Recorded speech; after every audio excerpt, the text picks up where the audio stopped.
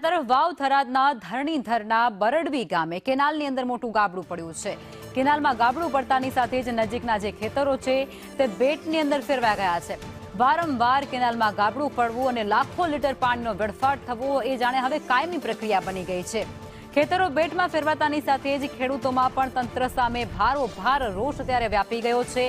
5 એકરના પાકમાં પાણી ફરી વળતાની સાથે જ પાક નુકસાન જાય તેવી પૂર્ણતઃ સંભાવનાઓ ત્યાં વર્તાઈ રહી છે।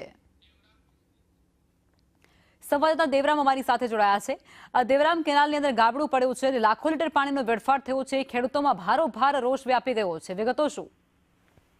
લખવા આપણે જણાવ્યું કે વાવ થરાદ જિલ્લાના જે ધરણીધર તાલુકાના બરડવી ગામે સવારે કેનાલમાં ગાબડું પડતાની સાથે જે 5 એકર જમીનની અંદર જે પાકમાં વાવેતર કરેલું હતું તેની અંદર પાણી ફર્યું હતું। તેજાભાઈ અમરતભાઈના ખેતરમાં પાણી ફર્યું હતું, તેને અત્યારે લઈ ખેડૂતોને જે ચોમાસાની સિઝન ફેલ થઈ છે ત્યારે શિયાળુ સિઝન પણ આ રીતની કેનાલોના કોન્ટ્રાક્ટરને અધિકારીની મિલીભગતીના કારણે પાપે ખેડૂતોને અત્યારે માથે ઓઢીને રોવાનો વારો આવ્યો છે। તેને લઈ ખેડૂતોમાં જે અત્યારે કેનાલમાં ગાબડું પડ્યું છે તેને લઈ નજીકના ખેતરો પણ બેટમાં ફેરવાયા છે।